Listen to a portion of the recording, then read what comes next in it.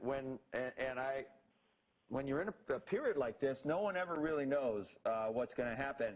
What scares me the most is that this Fed and central banks around the world have thrown everything they've got trying to minimize the amount of pain that we have this time around. And if anything doesn't go according to their plan from here on out, they got nothing left. And that's what scares me. Well, actually, they have something left. And this is throw even more money down the drain. And what it does is the money leads to price increases. I mean, nobody can deny anywhere in the world that energy prices are substantially higher than they were 10 years ago. Nobody can deny that food prices are up. Nobody in the U.S. can deny that insurance premiums are going up, and so forth and so on. So to throw money at the system at some point will lead to some pressure on, or more visible pressure. We already have the pressure, but they're not so visible because the statistics are distorted. That's right, not visible yet. Keep paying attention, sheeple. The policy will be perceived as a failure. Now, the bonds, it's interesting. Since the beginning of the year, the stock market has basically done nothing. The Russell 2000 is down 4%, and the Nasdaq is down almost 3%. But long-term bonds are up 12% in terms of total return. Now, I believe the next step will be that both stocks and bonds will go down at the same time. Yes, that's what I believe will happen too, and it's coming. And, you know, he's talking about things that are true. Now, in the second half, we're going to go over Yellen and the Federal Reserve, which is just outrageous. You know, the whole, this is just, you know, there's some really dangerous times out there. Unemployment is, forget about it.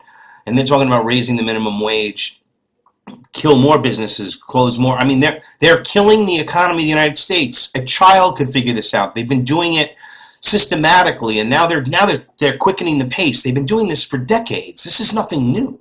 I don't know how else to put it, but this has been going on slowly, death by 1,000 cuts. But now they're slicing faster, and more things are happening, and more events going on at once. And remember, there are many different scenarios that they can choose. If one fails, they'll move to another. So they're very crafty, but they're moving their program along. It is happening. They're building something. Remember, ladies and gentlemen, and what they're building is the great work, the great architect, the great work, and that is the New World Order. Okay, here we go. I have a, oops, wrong spot.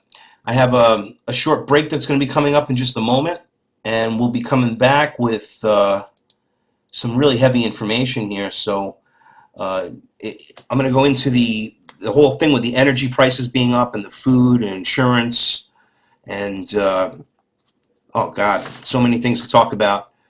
Thanks again for watching Truth Talk News.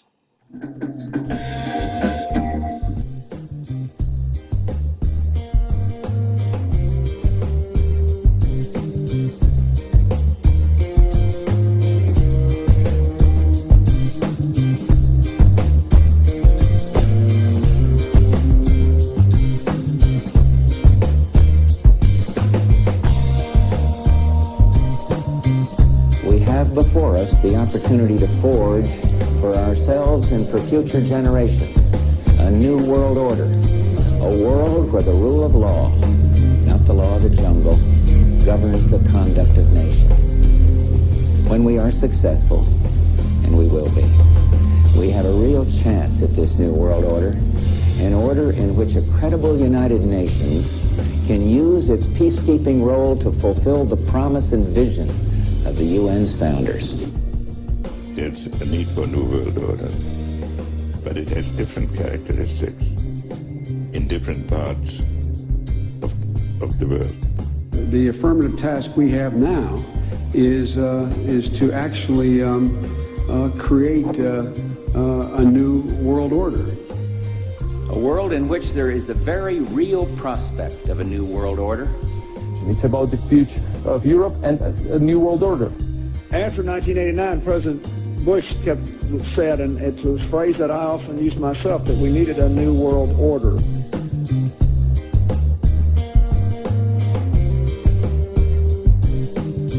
And the hope that each of us has to build a new world order.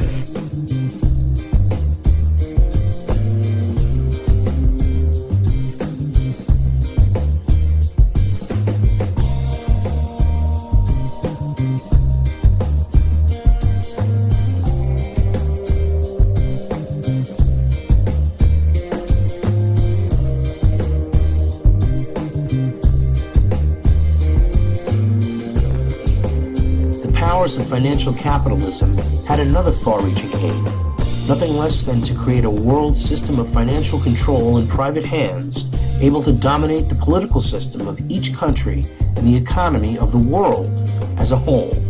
This system was to be controlled in a feudalist fashion by the central banks of the world, acting in concert by secret agreement, arrived at in frequent private meetings and conferences.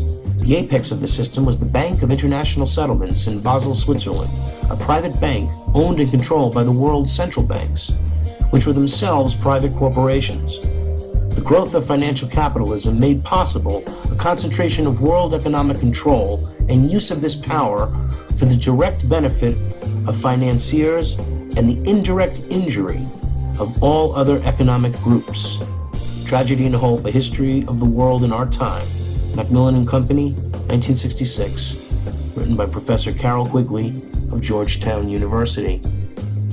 For we are opposed around the world by a monolithic and ruthless conspiracy that relies on covert means for expanding its sphere of influence, on infiltration instead of invasion, on subversion instead of elections, on intimidation instead of free choice, on guerrillas by night instead of armies by day. It is also a system which has conscripted vast human and material resources into the building of a tightly knit, highly efficient machine that combines military, diplomatic, intelligence, economic, scientific, and political operations. President John F. Kennedy gave this speech at the Waldorf Astoria on April 27, 1961.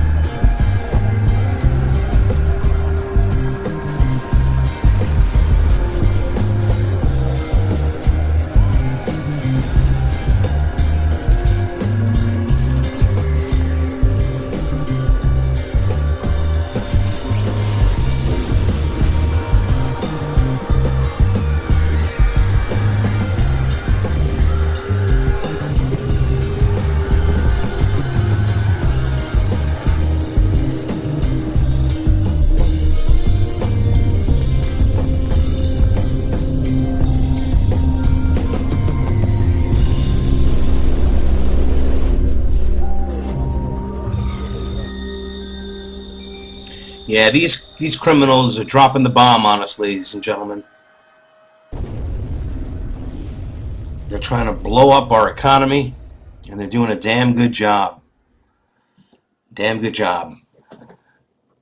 It's unreal. Energy prices are higher than they've been ever. The cost of energy is, again, part of this. There's artificial scarcity is a big part of it. Regulation, of course, is a bigger part of it.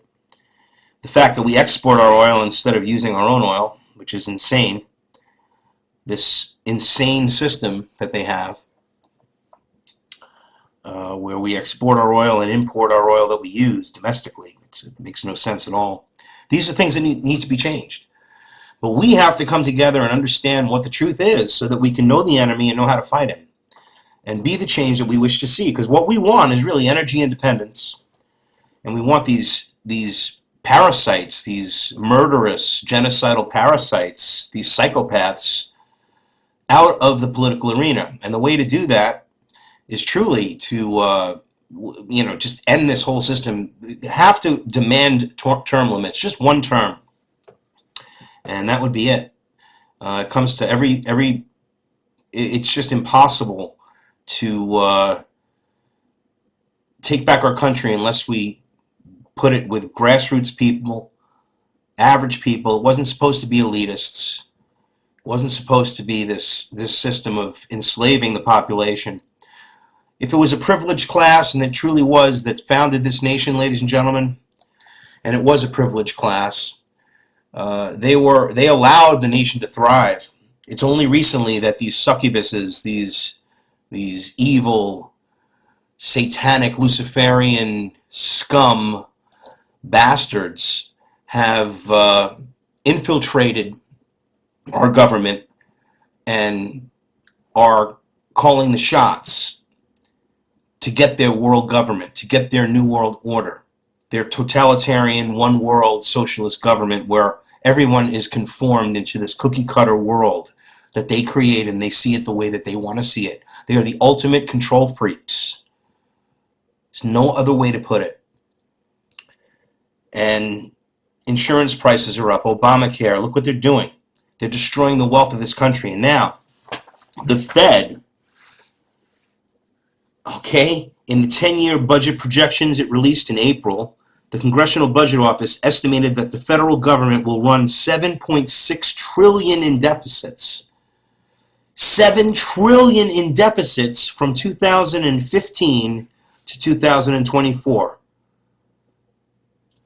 I mean, it's unsustainable. And at the same time, the Congressional Budget Office projected that the federal government's debt held by the public would rise from $11.9 trillion at the end of this fiscal 2014 to $20.9 trillion by the end of 2024. The debt held by the public is part of the U.S. government's debt that is not held by the federal government itself. It primarily consists of marketable treasury securities, including bills, notes, and bonds. The problem is, what happens to a company or a corporation if their bonds suck and their property and they have debt, their debt ratio is not good and their balance sheet doesn't look good? Their value sucks and they get no money on any of their stuff. It's shit. It becomes almost like a junk bond. So America is going to become a junk bond, ladies and gentlemen. Get it. Understand what's happening. That's why these securities, it's deadly. It's deadly. Treasury securities, now we know nobody gets any interest on anything. You can't put your money in the bank, you're losing money. What are you going to do? Put it in your mattress? It's safer, but that paper is really worthless. You have to have other assets. Land and fight if they try to take it. And gold and silver and fight if they try to take that too. Because this paper money and the stock market, you're crazy at this point, because something big is coming. I'm not saying give up on the stock market forever, but realize what these criminals are doing, and then there'll be so much evidence when this thing happens, and it's going to happen. There will be so much evidence through the work of the truth community to really have woken up everybody, and they'll all figure it all out. And I pray that that's the way this is going to happen. But there's going to be pain. There's going to be a lot of pain, and they're talking about it, pain. Isn't that what Faber was talking about? Mark Faber from the Gloom, Boom, and Doom report? Wasn't he saying that? You know, this is what's going on. And of course he said, I don't think the economy is recovering at all. In fact, we have the American economy in a slowdown, is what he said. A slowdown, ladies and gentlemen. A slowdown. And that's what we're in. We're in a slowdown. It's getting worse. And they try to skew the numbers. But they have to, because honestly, they're truly not trying to help, ladies and gentlemen. Please understand, that's the goal. They are destroying this intentionally. They're bringing us down to the levels, as I was mentioning, talking about this thing with Brazil, Russia, and India, and China, and South Africa, is that they are trying to bring, the goal of the New World Order is to bring everyone down to size, including the United States. And that's what they're doing. They're bringing us down to size, but they're also going to bring Brazil, Russia, India, China, and South Africa down to size.